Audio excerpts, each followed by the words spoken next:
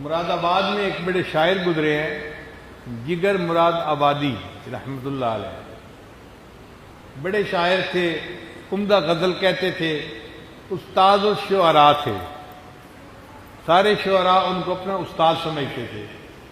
مگر اللہ کی شان دیکھیں کہ اس بندے کو شراب کی عادت پڑ گئی تھی اور وہ کھلے عام شراب پیتا تھا، ڈرتا جھجکتا نہیں تھا، مشہور شرابی تھا،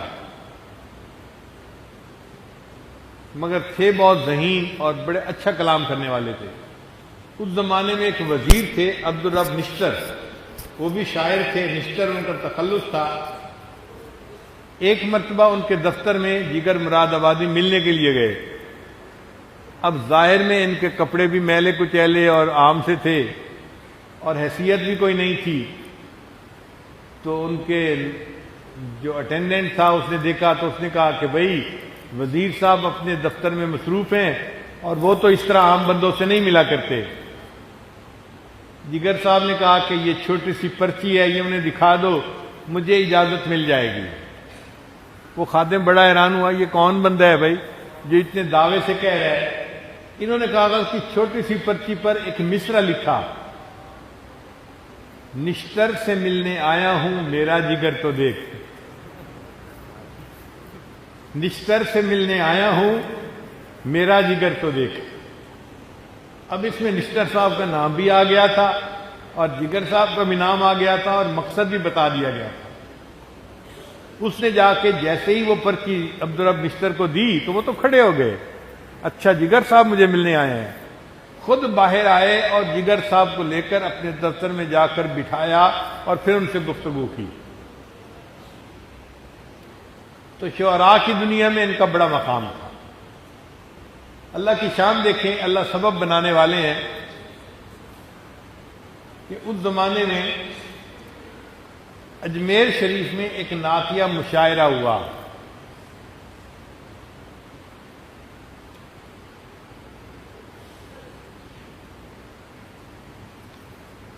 اور جو نعتیہ مشاعرہ تھا وہ بڑے پیمانے پہ تھا، یعنی جیسے بین الاضلاعی مقابلے ہوتے ہیں نا کہ پورے ملک سے شعراء کو بلاؤ۔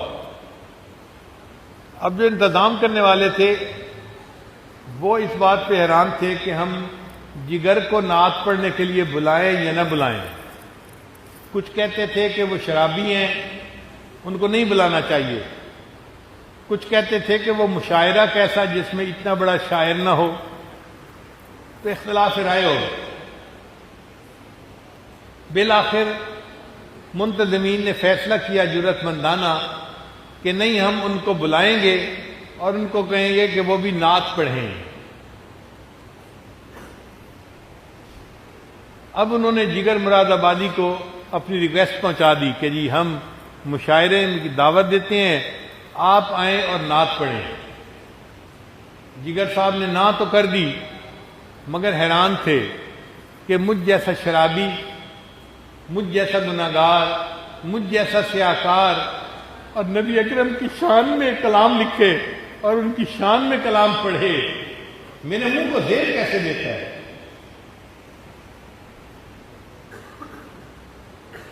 پھر ان کے دوستوں نے ان کو مجبور کیا، مگر ان کو تو نعت لکھنے سے کوئی انس ہی نہیں تھا۔ غزل لکھتے تھے، عورت کے حسن و جمال کو بیان کرنے میں بڑی مہارت تھی۔ انہوں نے ارادہ کر لیا نعت لکھنے کا، روز نعت لکھنے بیٹھتے اور بے اختیار غزل لکھ بیٹھتے، نعت لکھنی شروع کرتے اور غزل لکھ دیتے، پھر لکھے ہوئے کو کاٹتے، لکھتے کاٹتے، لکھتے کاٹتے، کئی دن گزر گئے۔ ایک اذیت تھی ذہنی کہ میں اس قابل نہیں کہ مجھے نبی علیہ الصلوۃ والسلام کی شان میں کچھ لکھنے کی سعادت ملے۔ سمجھتے تھے کہ یہ میرے گناہوں کا وبال ہے۔ پھر اللہ کی شان دیکھیں کہ ایک دن ایک مصرع بن گیا اور پھر تو جیسے راستہ ہی کھل جاتا ہے۔ ایسی بارش ہوئی مضمون کی کہ انہوں نے ایک مجلس میں نعت لکھ ڈالی اور ارادہ کر لیا کہ میں جاؤں گا اور نعت پڑھوں گا۔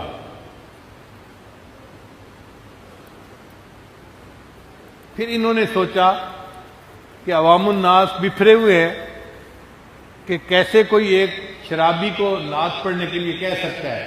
اگر جگر صاحب نے نعت پڑھی تو ہم ان کی پٹائی کریں گے. تو ہنگامہ کھڑے ہونے کا ڈر تھا. تو منتظمین نے کہا کہ آپ مشاعرے سے چند دن پہلے ہی آ جائیں اجمیر شریف. یہ 3 دن پہلے مشاعرے سے اجمیر شریف پہنچ گئے. لوگوں کو پتہ نہیں تھا، لوگ توقع کرتے تھے کہ جی مشاعرے کے دن آئیں گے. یہ وہاں بیٹھے ہیں اجمیر شریف میں اور حالات کا جائزہ لے رہے ہیں. شہر میں بڑے بڑے پوسٹر لگے ہوئے ہیں. ہم ایک شرابی کو نبی علیہ السلام کی شان میں شعر نعت کہنے کی اجازت نہیں دے سکتے. اگر اس نے نعت پڑھی تو ہم اس کو ذلیل کریں گے، رسوا کریں گے، ہم اس کی مخالفت کریں گے. اب منتظمین بھی پریشان تھے. خیر جب مشاعرے کا دن آیا تو جگر صاحب کو انہوں نے بڑے حفاظت کے ساتھ مشاعرے کی جگہ تک پہنچا دیا اور چھپا کے بٹھا دیا. اب شاعر آئے اور انہوں نے آ کے اپنی اپنی نعتیں پڑھنی شروع کر دیں. جب محفل عروج پہ تھی نا، اس وقت جو اسٹیج سیکرٹری تھا اس نے اعلان کیا کہ رئیس المتغزلین جگر مراد آبادی آتے ہیں. اب یہ نام سن کے ایک ہنگامہ، ایک شور برپا ہو گیا. مجمع نے کہنا شروع کر دیا نہیں، ہم ان کی نعت نہیں سنیں گے، یہ شرابی ہے، کبابی ہے، ہرگز اجازت نہیں دے سکتے، یہ گستاخی ہے کہ یہ ہمارے آقا صلی اللہ علیہ وسلم کی شان میں کوئی بات کرے. خیر جگر مراد آبادی نے بڑے تحمل کے ساتھ اسٹیج پہ آ کے سب ہنگامے کو دیکھا اور پھر اتنی بات کہی کہ محترم سامعین، آپ مجھے ہوٹنگ کر رہے ہیں یا اس نعت کو ہوٹنگ کر رہے ہیں جو میں سنانے کے لیے آج آپ کے سامنے آیا ہوں. تو مجمع خاموش ہو گیا. جب مجمع 1 منٹ کے لیے خاموش ہو گیا تو انہوں نے اپنی شعر کا پہلا مصرع پڑھا. ایک رند ہے اور مدحت سلطان مدینہ. ایک رند ہے اور مدحت سلطان مدینہ. اب الفاظ ایسے تھے کہ مجمع کے لوگوں کو جیسے سانپ سونگھ گیا. وہ چاہتے تھے کہ ہم بھی سنیں آخر ایک شرابی نے آقا صلی اللہ علیہ وسلم کے بارے میں کیا کہا. تو جب مجمع خاموش ہو گیا تو جگر مراد آبادی نے روتے ہوئے نبی علیہ السلام کی شان میں اشعار پڑھے. ایک رند ہے اور مدحت سلطان مدینہ، ہاں کوئی نظر رحمت سلطان مدینہ. دامان نظر تنگ فراوانی جلوہ، اے طلعت حق طلعت سلطان مدینہ. اے خاک مدینہ تیری گلیوں کے تصدق، تو خلد ہے تو جنت سلطان مدینہ. اس طرح کے ہر سانس ہو مصروف عبادت، دیکھوں میں در دولت سلطان مدینہ. ایک ننگے غم عشق بھی ہے منتظر دید، صدقے تیرے اے صورت سلطان مدینہ. کونین کا غم یاد خدا اور شفاعت، دولت ہے یہی دولت سلطان مدینہ. ظاہر میں غریب الغربا پھر بھی یہ عالم، شاہوں سے سوا سطوت سلطان مدینہ. اس امت عاصی کے نہ منہ پھیر خدایا، نازک ہے بہت غیرت سلطان مدینہ. کچھ ہم کو نہیں کام جگر اور کسی سے، کچھ ہم کو نہیں کام جگر اور کسی سے، کافی ہے بس ایک نسبت سلطان مدینہ. کافی ہے بس ایک نسبت سلطان مدینہ. اب جب یہ انہوں نے نعت پڑھی تو مجمع تو حیران تھا کہ اللہ نے ایک شرابی کے زبان سے کیسی عجیب باتیں کہلوا دی. یہ باتیں تو کوئی عاشق صادق ہی کہہ سکتا ہے نا. کچھ ہم کو نہیں کام جگر اور کسی سے، کافی ہے بس ایک نسبت سلطان مدینہ. خیر جگر مراد آبادی بھی خوش تھے اور باقی شعراء بھی خوش تھے. مشاعرے کے بعد جگر مراد آبادی کی ملاقات ہوئی حضرت مجذوب رحمۃ اللہ علیہ سے۔ حضرت مجذوب رحمۃ اللہ علیہ اس زمانے میں گریڈ 22 کے آفیسر تھے، سیکٹری لیول کے، ڈائریکٹر لیول کے آفیسر تھے، مگر داڑھی تھی، سادہ لباس پہنتے تھے اور مولوی ٹائپ بندے تھے۔ تو جگر مراد آبادی نے دیکھا تو انہوں نے پوچھا، مجذوب تم تو مسٹر تھے، تمہاری ٹر کیسے مس ہو گئی؟ مجذوب تم تو مسٹر تھے، انگریزی تعلیم یافتہ تھے، تم تو مسٹر تھے، تمہاری ٹر کیسے مس ہو گئی؟ تو حضرت مجذوب رحمۃ اللہ نے فرمایا کہ مجھے ایک اللہ والے کی صحبت نصیب ہوئی اور اس کی صحبت سے میری ٹر مس ہو گئی۔ تو جگر مراد آبادی نے کہا کہ کیا میری بھی ملاقات ہو سکتی ہے؟ انہوں نے کہا ہاں، میں ان سے اجازت لے کے ملاقات کروا سکتا ہوں۔ جگر مراد آبادی نے کہا کہ میری 2 شرطیں ہیں۔ ایک شرط تو یہ کہ میں آؤں گا تو چونکہ پینا میری عادت بن چکی ہے، اب اس کے بغیر میں رہ نہیں سکتا، تو میں وہاں بھی جا کر پیوں گا، یہ شرط ہے میری۔ چنانچہ خواجہ مجذوب رحمۃ اللہ نے حضرت اقدس تھانوی رحمۃ اللہ سے پوچھا کہ حضرت ایک شاعر ہے، شرابی ہے، مگر آپ سے ملنے کا خواہش مند ہے، شرط یہ لگاتا ہے کہ میں آؤں گا تو میں وہاں بھی پیوں گا، رات کو پیے بغیر میرا گزارا نہیں ہوتا۔ حضرت تھانوی رحمۃ اللہ نے فرمایا ہاں وہ آئیں، ہم ان کو خانقاہ میں نہیں ٹھہرائیں گے، کیونکہ خانقاہ تو پبلک پلیس ہے، پبلک پلیس پر ایسا گناہ نہیں کر سکتے، میں ان کو اپنا گھر ٹھہراؤں گا۔ گھر میں تو کافر بھی مہمان رہ سکتا ہے، اور کافر اپنا کفر کرے یہ اس کا معاملہ ہے، اگر گھر میں رہ کر وہ شراب پیئیں گے تو شرن ہمارے اوپر وبال نہیں آئے گا۔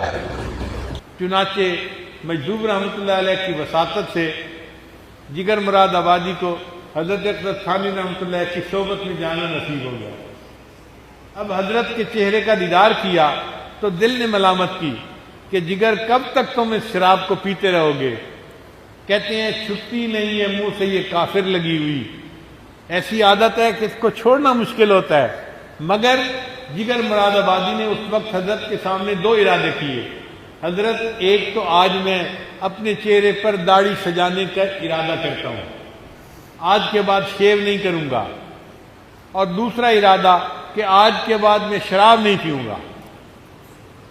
بن کہے اللہ والے کی صحبت کی برکت سے اللہ نے توبہ کی توفیق عطا فرما دی۔ چنانچہ حضرت تھانوی رحمۃ اللہ نے دعا دی اور جگر مراد آبادی نے داڑھی بھی رکھ لی اور شراب بھی چھوڑ دی۔ شروع میں چند دن تو طبیعت بڑی خراب رہی، ڈاکٹروں نے کہا کہ تمہیں شراب چھوڑنی تھی تو ٹیپر آف کرتے، تھوڑی تھوڑی گھٹاتے۔ کہنے لگے نہیں، جب میں نے چھوڑنی تھی تو میں نے چھوڑ دی، اب زیادہ سے زیادہ موت ہی آ جائے گی نا، اور کیا، میں اس کے لیے تیار ہوں۔ اللہ نے کیا کہ کچھ عرصے بعد صحت بھی بحال ہو گئی، شراب کی عادت بھی چھوٹ گئی، اور چہرے سے داڑھی سجنے کی وجہ سے چہرہ نورانی بھی بن گیا۔ اب لوگ جگر مراد آبادی کو دیکھنے کے لیے آتے،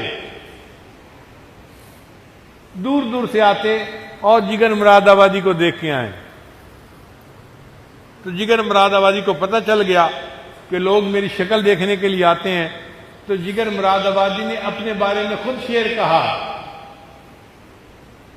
چلو دیکھ آئیں تماشا جگر کا، چلو دیکھ آئیں تماشا جگر کا، سنا ہے وہ کافر مسلمان ہوا ہے،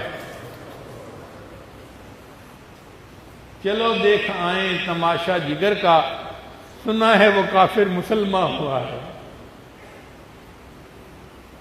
پھر تو اللہ نے ایسی قبولیت دی اور انہوں نے اچھا کلام کہنا شروع کیا کہ لوگ حیران ہوتے تھے۔ ایک دن کسی شاعر نے پوچھا کہ جگر آپ تو مقبول ہو گئے، ہر بندے کے دل میں آپ کی محبت ہے، آخر آپ کو یہ محبوبیت کیسے ملی؟ تو شاعر بات کا جواب شعر میں دیا کرتے ہیں، تو جگر مراد آبادی نے شعر جواب دیا، میرا کمال عشق میں اتنا ہے اے جگر، میرا کمال عشق میں اتنا ہے اے جگر، وہ مجھ پہ چھا گئے میں زمانے پہ چھا گیا۔ میرا کمال عشق میں اتنا ہے اے جگر، وہ مجھ پہ چھا گئے میں زمانے پہ چھا گیا۔ جب اللہ کی محبت دل میں آتی ہے پھر اللہ پورے عالم میں قبولیت عطا فرما دیتے ہیں۔ ویڈیو کے نیچے سبسکرائب کے بٹن پہ کلک کریں، بیل کے آئیکن پہ کلک کیجئے تاکہ ہر نئی ویڈیو کی نوٹیفیکیشن آپ کو مل جائے۔